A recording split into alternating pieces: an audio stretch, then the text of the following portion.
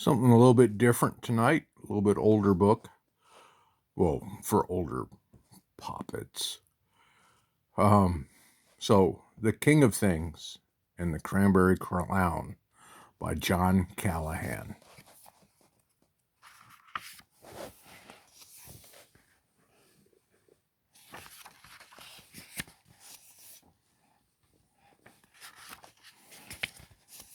The King of Things and the Cranberry Clown. The King of Things was busy one day, making sure things were going his way. The piggies were dancing just the way he loved when he pulled on his strings or gave them a shove. His strings were hooked up to the ducks by their bills, and he controlled all the quacking on Cranberry Hill. He controlled all the gators and the sharks in the pond and everything else they were chomping upon. And the moon and the stars were his just to spin, and he played them his way like a violin. He controlled all the faces, the laughs and the frowns. He controlled all the colors, the lights and the sound. He controlled the whole world with the strings that he had.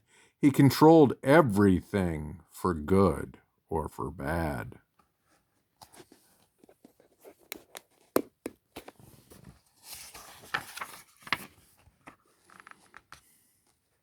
And this is the King of Things, controlling everything with his strings.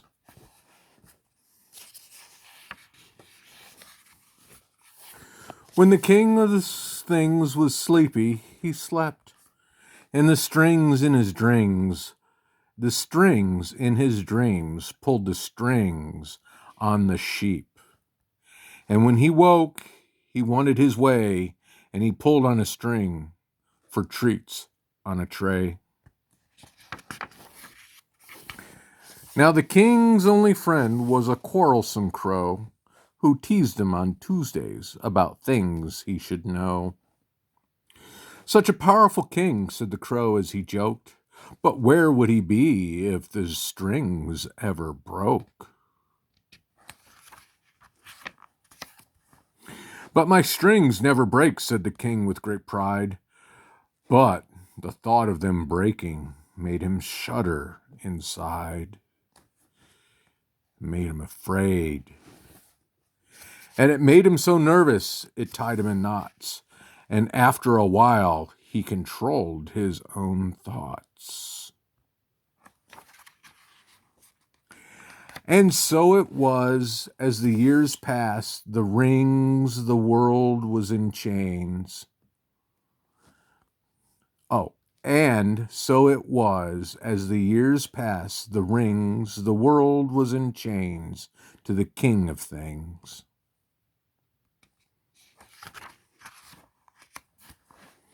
One day, the quarrelsome crow came to visit, and the king scratched his head and demanded, "What is it?"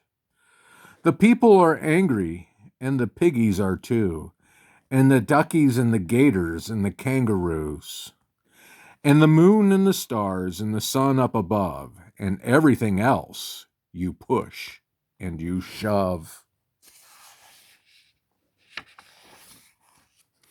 "What do you know of these things?" cried the king.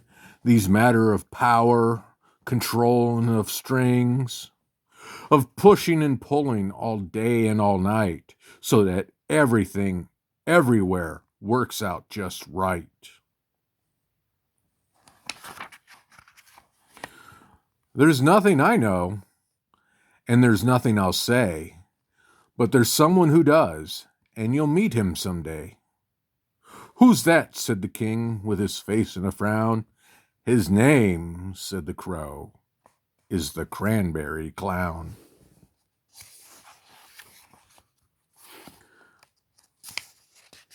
One day a stranger appeared on the hill, and the king scratched his head by the windowsill. "Who's that?" said he to the quarrelsome crow. "It's the Cranberry Clown. I thought you would know. He sat all alone at the top of the knoll, and he was tangled in string from his neck to his soles. The string was so tight the clown couldn't budge, not a shoulder to shirk or an elbow to nudge. He moved not a finger, a leg nor a toe, and he'd given up trying a long time ago. What does he do? Said the king with a sniff. He sits all alone and he falls off a cliff. What's that? Said the king. What did you say? It's true, said the crow. He does it all day. See, he falls off the cliff. He closes his eyes and he tips his chair and he holds his breath and he falls somewhere. The years passed again and the king only worsened as he tightened his grip on each thing and each person. You'll all do my will, he cried from the hill. But the more he insisted, the more they resisted. The king grew angry. He started to pout when the voice of the quarrelsome crow rang out. Everyone watched her as she soared high above. The king was shaking, and he dropped his silk glove. Everyone here, and everything too, is a king in this world, just like you. We all have our wishes, and we all want our way, but the game doesn't work when someone won't play. You've had many chances, you've scoffed at each one. Now it's the end of your mischief, it's the end of your fun. Now everyone listen, the whole world over, whether high in the sky or deep in the clover.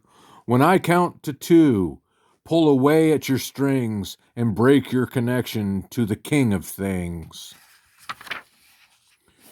The king held hard to the string in his hand, but the force that he felt was more than he planned. The people were pulling and the strings were snapping, and the king was cursing, and that's how it happened. Look at everybody pulling away from the king, and they're breaking their strings.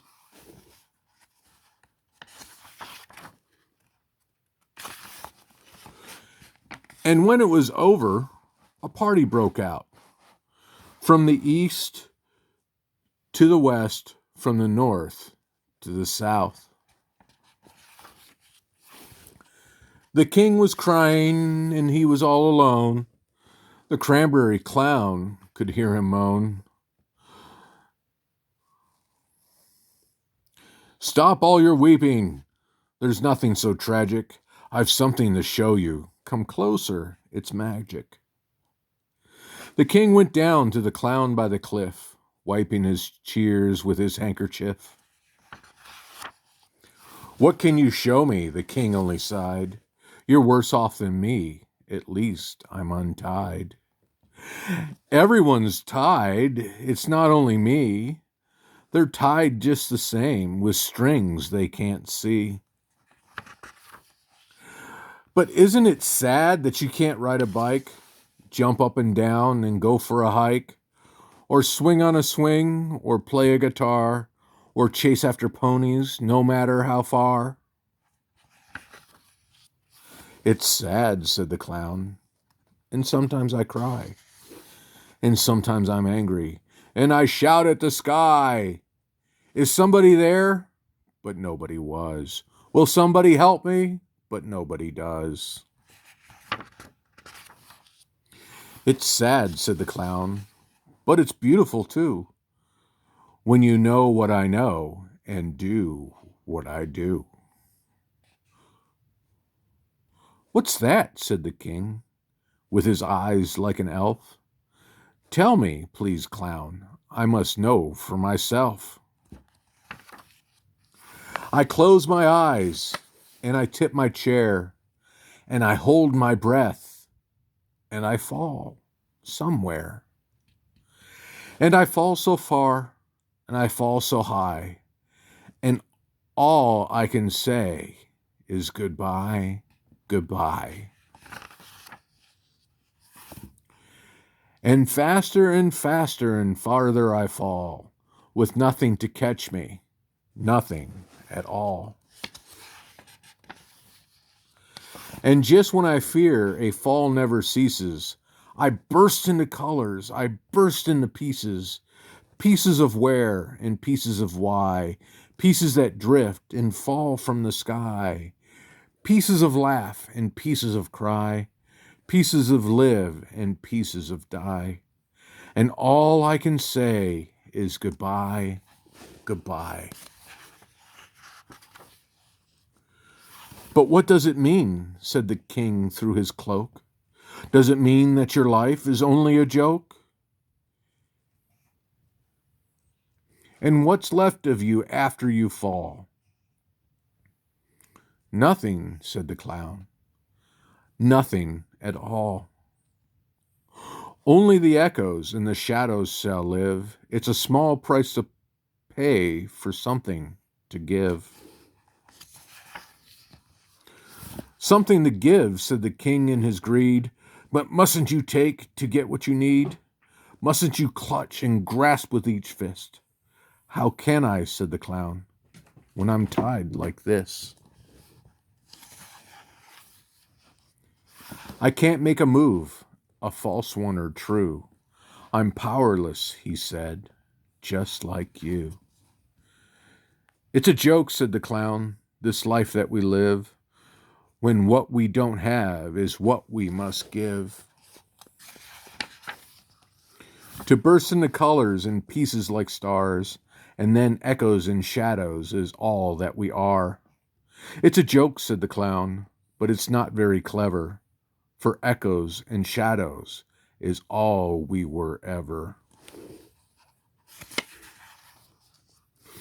The king was smiling, he finally knew what he wanted and what he must do. He kissed the clown in a fond endeavor and walked away, and he was changed forever.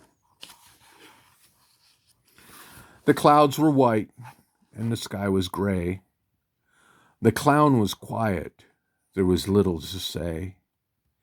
He thought about freedom and the damage it does. He thought about magic and how lucky he was.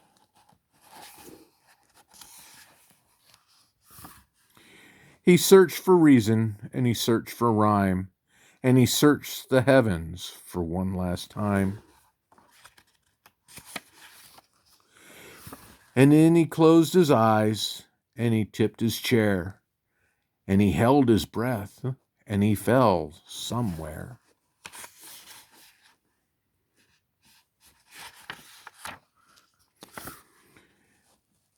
He fell so far and he fell so high that all he could say was goodbye, goodbye. So far and so high, so where and so why. And all he could say was goodbye, goodbye. All he could say was goodbye, goodbye.